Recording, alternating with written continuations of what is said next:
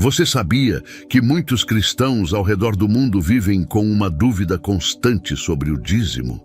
Eles se perguntam se é uma obrigação para a salvação ou se Deus realmente exige um percentual fixo de sua renda. A verdade é que o dízimo não é um simples pagamento ou uma transação com Deus, mas um reflexo do nosso coração. No vídeo de hoje, vamos explorar a verdade bíblica sobre o dízimo, entender seu verdadeiro propósito e como devemos viver a generosidade no cristianismo, longe das manipulações e distorções. Abra seu coração e acompanhe até o final. O que você vai ouvir pode mudar sua visão sobre a sua relação com Deus e com as finanças. No Antigo Testamento, o dízimo era muito mais do que um simples mandamento.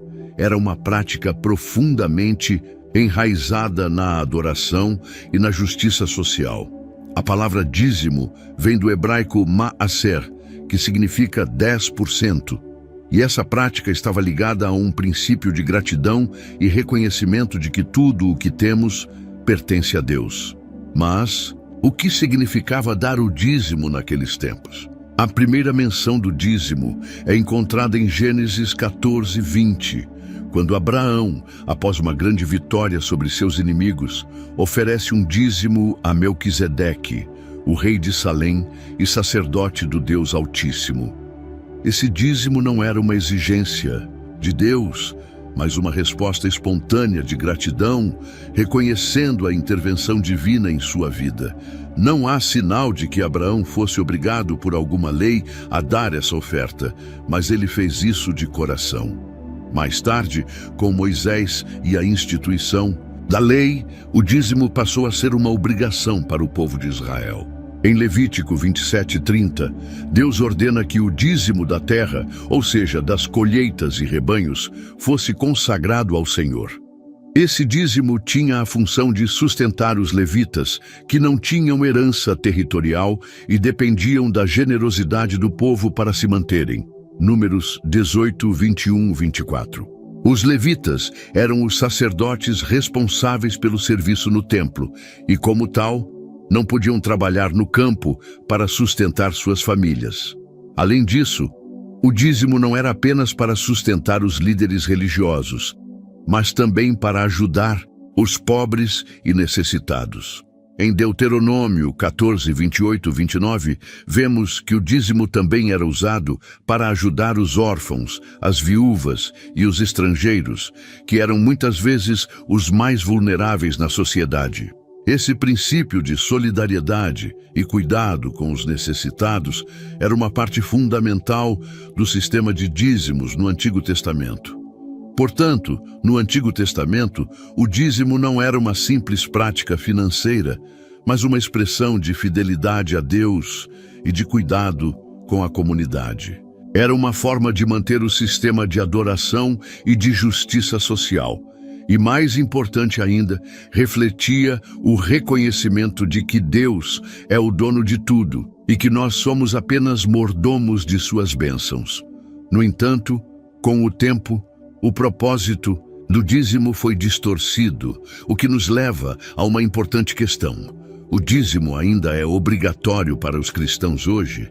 Vamos explorar isso no próximo segmento. Quando chegamos ao Novo Testamento, é importante compreender que, enquanto Jesus e os apóstolos reconheciam e até mesmo praticavam o dízimo, a abordagem em relação a ele foi diferente da do Antigo Testamento. Não há nenhum versículo direto em que Jesus ordena aos seus seguidores a prática do dízimo, mas isso não significa que ele desconsiderava o conceito ou a prática do dízimo. Na verdade, há momentos em que ele menciona o dízimo de forma clara e, em outros, ele traz uma perspectiva mais profunda, focando no coração do fiel.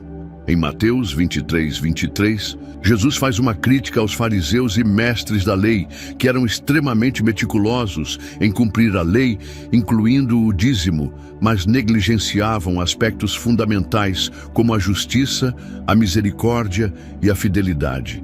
Ele diz: "Ai de vocês, mestres da lei e fariseus, hipócritas! Vocês dão o dízimo da hortelã, do endro e do cominho, mas negligenciam os preceitos mais importantes da lei: a justiça, a misericórdia e a fidelidade.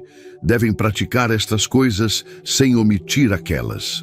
Neste versículo, Jesus não condena a prática do dízimo em si, mas aponta que a verdadeira adoração vai além de rituais externos. Ele reafirma que o dízimo é importante, mas não pode ser usado para mascarar a falta de uma vida justa e cheia de misericórdia. A ênfase de Jesus está na motivação e no coração do doador. O dízimo não pode ser uma caixa a ser marcada para cumprir uma obrigação religiosa, mas deve ser um reflexo da gratidão genuína e do amor a Deus e ao próximo. Além disso, em Lucas 21, 1-4, vemos Jesus observando uma viúva pobre colocando 2 pequenas moedas no tesouro do templo. Jesus diz que ela deu mais do que todos os ricos, porque ela deu tudo o que tinha para viver. Embora não mencione diretamente o dízimo, essa passagem destaca o princípio de que Deus valoriza a disposição do coração, mais do que o valor da oferta. A viúva não estava cumprindo uma obrigação legal, mas demonstrando total confiança em Deus, que proveria suas necessidades. Em relação ao dízimo, a ênfase no Novo Testamento está em algo mais profundo do que a simples doação de uma porcentagem do que se tem. Em 2 Coríntios 9:7, Paulo escreve: "Cada um dê conforme determinou em seu coração, não com pesar ou por obrigação, pois Deus ama quem dá com alegria." E isso reflete a nova perspectiva trazida por Jesus, de que a verdadeira oferta é voluntária, generosa e cheia de alegria, e não uma imposição legal. Portanto, embora Jesus não tenha dado uma ordem explícita sobre o dízimo, ele reafirma a importância de dar, mas com o coração correto, sem a intenção de simplesmente cumprir uma obrigação. No Novo Testamento, o foco está na atitude do coração, na generosidade, na justiça e na misericórdia, em vez de na porcentagem exata ou no cumprimento estrito de uma regra. Assim, a prática do dízimo no Novo Testamento é vista mais como um princípio de generosidade e um reflexo de um coração que ama a Deus e ao próximo, e não uma imposição legal. Agora, diante disso, surge uma pergunta importante. Será que o dízimo é uma exigência para o cristão moderno? Vamos explorar isso no próximo segmento. No cristianismo, o chamado à generosidade vai muito além de uma simples prática de dar 10% do que temos. O verdadeiro princípio cristão da doação repousa no entendimento de que tudo o que temos pertence a Deus e que a nossa vida deve ser uma constante expressão de gratidão a Ele. A generosidade não é apenas sobre cumprir um requisito ou uma regra, mas sobre refletir o caráter de Deus em nossas vidas. Em Atos 20:35, vemos um ensinamento poderoso de Jesus que, embora não esteja registrado nos evangelhos, foi transmitido por Paulo. Há maior felicidade em dar do que em receber. Aqui, o foco não está apenas em uma quantidade específica ou uma porcentagem de nossos recursos, mas em viver uma vida que seja marcada pela disposição em abençoar os outros. A generosidade é uma resposta do coração transformado por Cristo, que, ao entender o amor de Deus por nós, sente a necessidade de compartilhar com aqueles que estão ao seu redor. Jesus, ao falar sobre generosidade, também nos exorta a dar de uma maneira que não seja visível para os outros, a fim de não buscarmos reconhecimento ou elogios. Em Mateus 6:1-4 ele diz: "Cuidem de que a sua esmola não seja dada de forma a serem vistos pelos homens. Quando você der, que sua mão esquerda não saiba o que a direita está fazendo." A generosidade verdadeira é aquela que é realizada com humildade, com um coração puro, sem o desejo de vanglória ou prestígio. Além disso, em 2 Coríntios 9, 6 e 7, Paulo nos ensina: lembre-se, quem semeia pouco, pouco também colherá, e quem semeia generosamente, generosamente também colherá. Cada um dê conforme tiver decidido em seu coração, não com tristeza ou por obrigação, pois Deus ama quem dá com alegria. A doação é uma expressão do que já há no nosso coração, e não algo que deve ser imposto ou forçado. O cristão não deve dar por obrigação, mas com um coração alegre, sabendo que está contribuindo para a obra de Deus e para o bem do próximo. O cristianismo não exige que sejamos perfeitos na quantidade que damos, mas que sejamos sinceros em nossa generosidade. O cristão é chamado a dar de acordo com o que tem e de acordo com sua capacidade, sempre com alegria e sem buscar vantagem própria.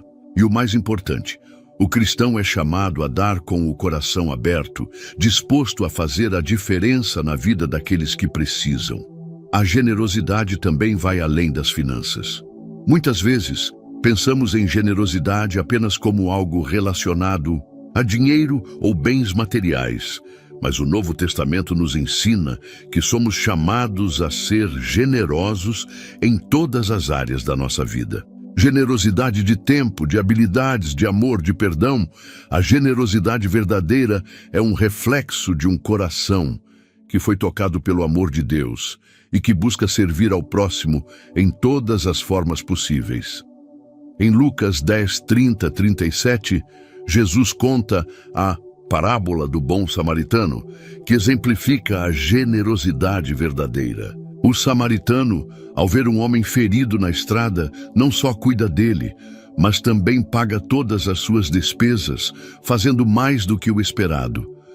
Ele não questiona se é conveniente ou se vai receber algo em troca, mas age movido por compaixão. Essa é a essência da generosidade cristã. Não se trata de cumprir uma obrigação, mas de agir com compaixão, amor e sacrifício. A generosidade no cristianismo é, portanto, muito mais do que uma questão financeira.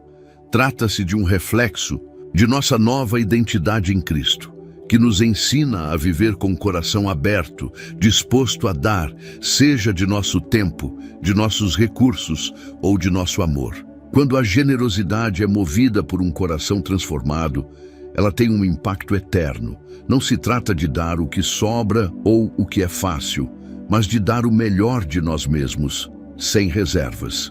Portanto, o verdadeiro chamado à generosidade no cristianismo não é uma regra rígida, mas um estilo de vida baseado no amor de Deus por nós e no desejo de espalhar esse amor ao próximo. O dízimo, embora ainda seja relevante para muitos, é apenas uma parte de um princípio maior. A generosidade que brota do coração daqueles que, ao entenderem o imenso amor de Deus, querem viver como instrumentos de sua graça.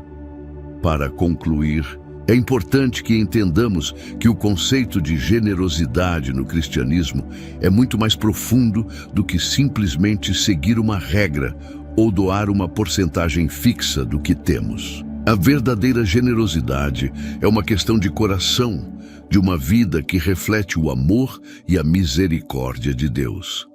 Ao olharmos para o exemplo de Jesus, vemos que ele não apenas ensinou sobre dar, mas ele deu sua própria vida por nós. O sacrifício de Cristo é a maior expressão de generosidade que podemos imaginar. E como cristãos, somos chamados a seguir esse exemplo, não apenas com nossos bens materiais, mas também com nosso tempo, nossos talentos e, acima de tudo, com nosso amor. Então, como podemos aplicar isso em nossa vida prática? Em primeiro lugar, devemos avaliar nossas motivações. Quando doamos, seja em dinheiro, tempo ou recursos, precisamos nos perguntar: estamos fazendo isso por obrigação ou com um coração genuinamente grato a Deus? Deus não olha apenas para o valor do que damos, mas para a disposição do nosso coração. Como está o seu coração em relação à generosidade? Em segundo lugar, É importante lembrar que a generosidade não deve ser limitada ao que podemos dar de maneira visível ou tangível. Muitas vezes, a maior generosidade se revela nas pequenas atitudes do dia a dia. Um sorriso, uma palavra de encorajamento, uma ajuda em um momento de necessidade. O cristão é chamado a ser generoso em todas as áreas da vida, não apenas nas finanças, mas em todos os aspectos do relacionamento com os outros. E, finalmente, devemos viver a generosidade com alegria. O apóstolo Paulo nos lembra em 2 Coríntios 9:7. Cada um dê conforme o que tiver proposto no coração, não com tristeza, ou por obrigação, pois Deus ama quem dá com alegria. Quando damos com um coração alegre, reconhecendo que tudo o que temos vem de Deus, nossa generosidade não se torna um fardo, mas uma expressão de nossa gratidão a Ele. Não se trata de uma obrigação, mas de um privilégio. Então, a aplicação prática de tudo isso é simples, mas desafiadora. Que possamos olhar para nossas vidas e buscar áreas onde podemos ser mais generosos. Se você tem sido fiel no dízimo, continue com alegria, mas lembre-se de que a generosidade não termina ali. Busque maneiras de abençoar as pessoas ao seu redor, seja com recursos, tempo ou amor. Deus chama todos nós para viver uma vida generosa, refletindo sua bondade e misericórdia. E lembre-se, não se trata de dar apenas o que nos sobra, mas de dar o melhor que temos, de coração. Deus nos chama a ser um reflexo do seu caráter, e quando somos generosos, estamos proclamando que Ele é o Senhor de nossa vida, de nossos bens e de nossas ações. Que possamos ser uma igreja, uma comunidade de cristãos, que vive a generosidade de forma prática, tocando vidas, transformando realidades e refletindo o amor de Cristo de maneira abundante. E ao fazermos isso, veremos como Deus abençoa e multiplica aquilo que damos, não apenas materialmente, mas também espiritualmente, trazendo frutos para o seu reino.